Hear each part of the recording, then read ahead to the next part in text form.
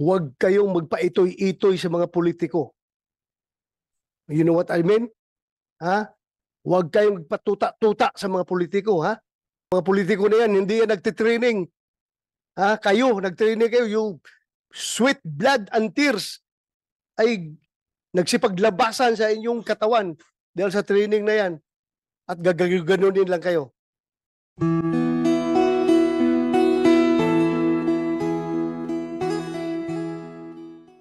Yung DIDM, yung sitwasyon ni Colonel Grijaldo, nagreklamo yung asawa. We are always talking about welfare ng mga tao natin. Eh, nakakulong na yung asawa niya, pinutulan pa daw ninyo ng sweldo. Sino bang taga DP? DP. Upo ka dito. DP. Ano bang polisiya ninyo tungkol dyan? Bakit pinutulan ng sweldo si Grijaldo? Gamitin mo yung microphone. Sir, si Colonel Grijaldo, sir. Ano ka sa DP? Division Chief, sir. Ng? Policies, Plans, and Program Division. So you represent DP and the Chief PNP as far as the Grijaldo case is concerned? Am I right? Sige, sagutin mo lang yung mga tanong ko. Sige, anong sasabi mo? Colonel Grijaldo, sir, is considered allowed, sir. Allowed pay. Automatic leave of absence without pay, sir. Why?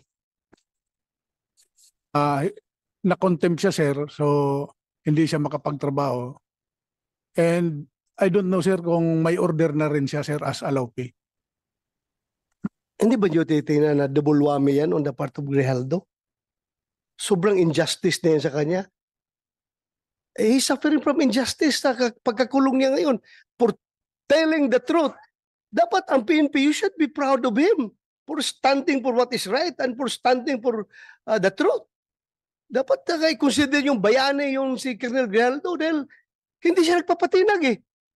Sinasabi niya katotohanan. Kahit na i-contempt niyo ako ilang beses dito, kahit na ikulong niyo ako ng ilang beses, basta yan ang katotohanan, panindigan ko yan. Dapat, he deserves your applause. Kayong PNP, tinayo niya yung bandera ng institusyon ng PNP na kami ay ganito. Hindi kami natatakot kahit sino mga congressman kayo dyan na mag-intimidate sa akin. Basta katotohanan lang ako. Bakit ginano ninyo yung tao ninyo? Isn't it very double injustice on his part? Na wala na makain yung pamilya niya dahil pinutulan niyo ng sweldo? Hindi naman niya, he did not violate any law. To tell you frankly. Ay, i-interpret na ninyo yung batas to the detriment of your people? Ganun ba yun? You should implement, you should interpret your policies to the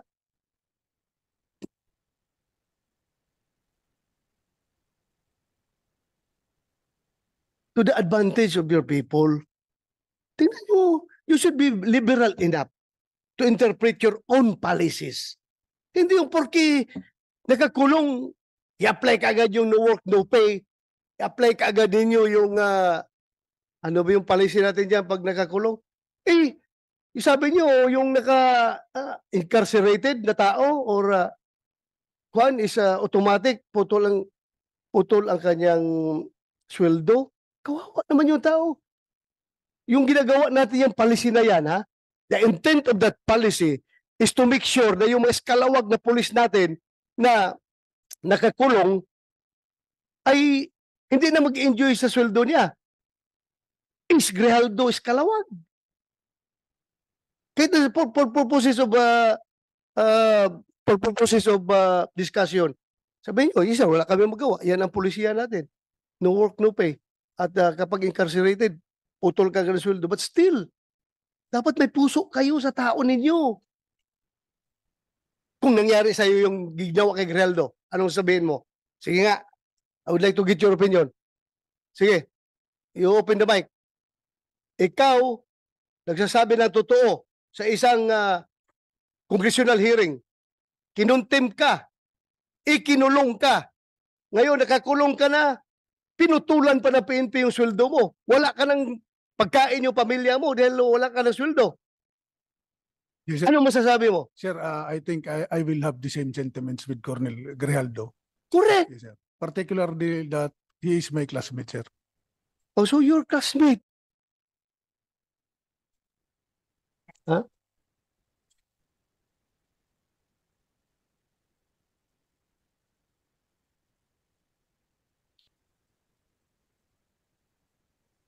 Alam mo, kayo dapat dapat manindigan kayo para sa tao ninyo. Not even the House of Representatives, not even the Senate could force you to do injustice to your people. That is double injustice. Ang ginagawa niyo. Tumayo kayo. Ano lang sabihin ng mga patrolman ninyo ngayon doon sa baba? Ganito na lang among PNP, walang bayag. Kinakawawa na nga kami. Kinakawawa pa kami ng sariling ahensya namin. Kapaka-heartless naman ninyo kapag ganun. So classmate mo si Grijaldo. So ano ngayon? Hindi kayo naawa.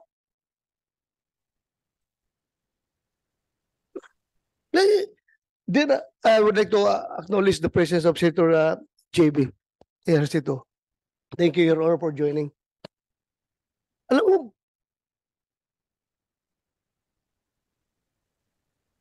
that is why I required the Chief PNP to be here. I would like him to explain his side properly. Dapat. Because as a commander, it's very basic. Dalawa yung ating function as a commander. Number one is the accomplishment of the mission. And number two is the welfare of our men. Dalawa yan. Magkatabi yan. Accomplishment of the mission, welfare of our men. Anong welfare ang ginawa niyo kay Grijaldo? Hindi ba talagang nilaglag ninyo siya? Dahil as I have said, you should be proud of him. Hero ninyo siya. Porke galit sa kanya yung Quadcom, galit na rin kayo sa kanya. Tama ba yun na behavior ng isang institusyon na dapat tinitingnan ang kabutihan ng kanyang mga membro? I don't see any reason behind bakit ganun kayo mag-treat ng tao ninyo.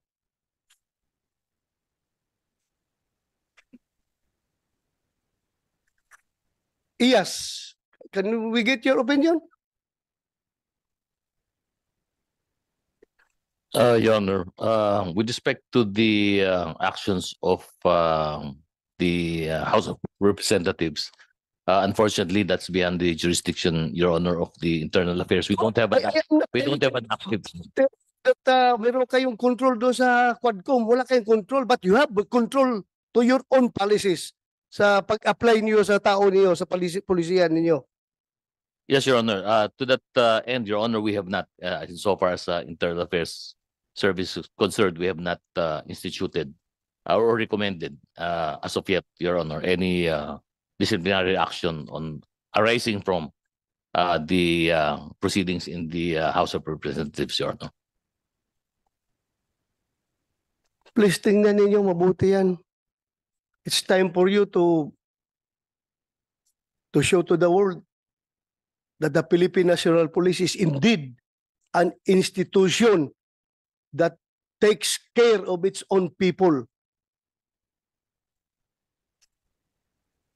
Huwag naman ninyong ganyanin yung tao ninyo. Ikinungulong na nga.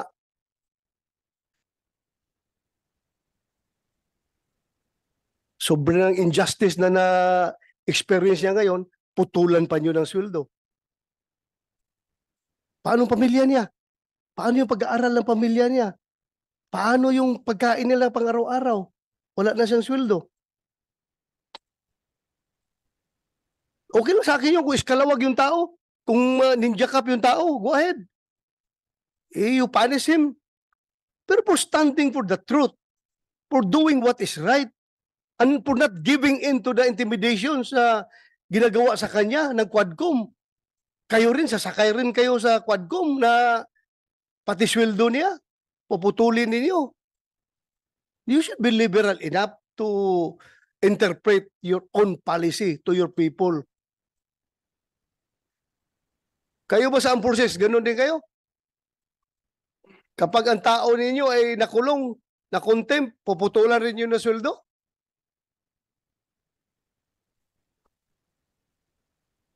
Anybody from the Amforces can speak up?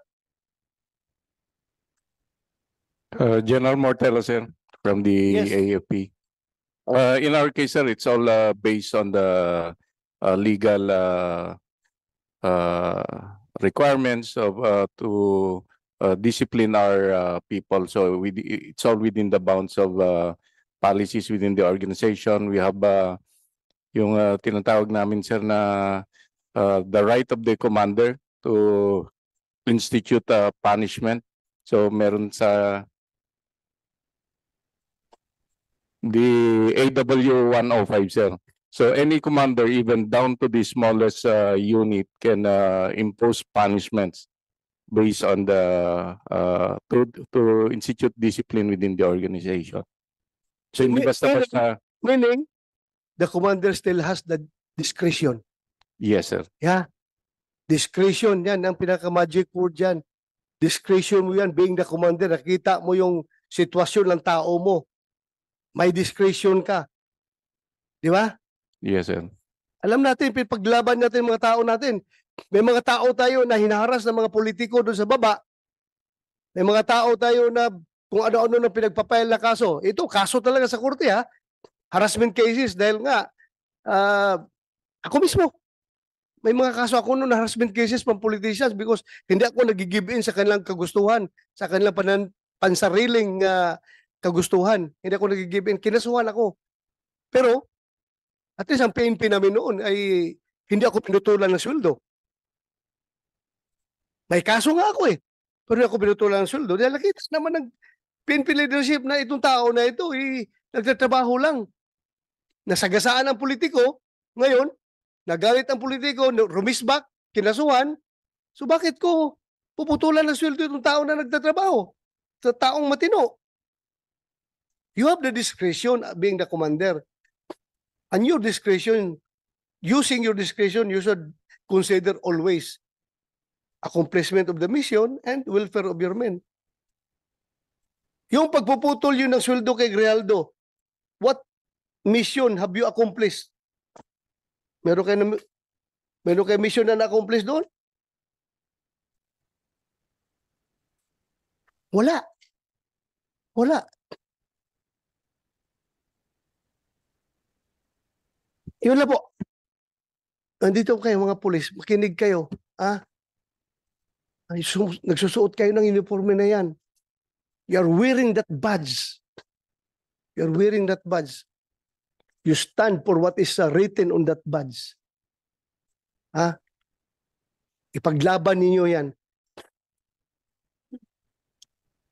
Huwag kayong magpaitoy-itoy sa mga politiko. You know what I mean? Huwag kayong magpatuta-tuta sa mga politiko, Yung mga politiko na yan, hindi yan nagtitraining. Kayo, nagtraining kayo, yung sweat, blood, and tears ay nagsipaglabasan sa inyong katawan dahil sa training na yan. At gaganunin lang kayo.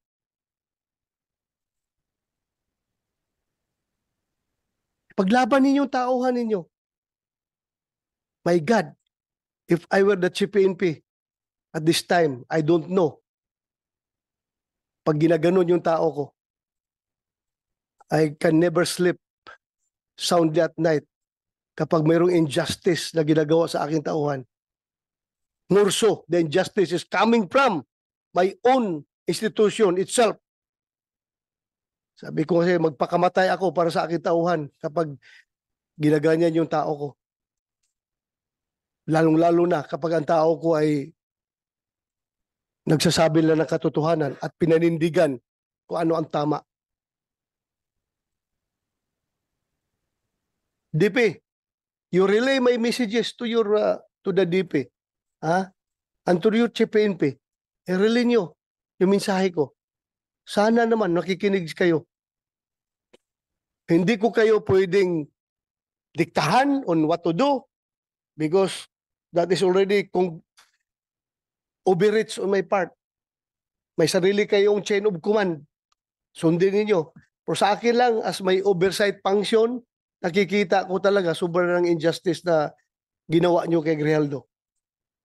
Paglaban nyo yung tauhan nyo. Lalong-lalo na, classmate mo yun. Sobra. Sobra ang nangyari sa kanya. Eh, anong sabihin ngayon ng ibang mga opisyal ninyo? Ibang mga tauhan ninyo? Ganito pala ngayon. Hindi pala ako kayang dipinsahan ng aking sariling institusyon kapag ako'y lumalaban sa tama at sa katotohanan. Hindi pala ako kayang dipinsahan. Bagkos ako pa'y pinutulan ng sweldo. Ano makakain ng pamilya ko kapag ganun? Makonsensya naman kayo. What happened to Grijaldo may happen to you. Pwede mangyari sa inyo yan. At kapag ganun kayo ka-weak as an institution, I don't know what will happen to the PNP. Lumaban kayo. Labanan ninyo yung tama. Huwag kayong magpa-kuhan dyan. Yes. Sir, I would like to inform the Honorable Senator that the PNP is apolitical po, sir. With regards to Colonel Grijaldo po, sir, it may po meron mga reasons kung bakit yung sinasabi niyo po, sir, na naputulan siya ng sahod. It may be the resource person, si Colonel Uliciano. Hindi po niya alam yun, sir, Your Honor. So, baka may mga reason naman po, sir. Alam Thank you, ko, sir. reason, no work, no pay. Yun nga, but what I'm telling you is about the welfare of your men, that you should be liberal enough in implementing your own policies. Tingnan yung kabutihan ng tao. Because hindi ka forever, Kenneth, Regional Director, may chance rin na mangyari sa iyo yan. At kung pag nangyari sa iyo yan, what will you feel?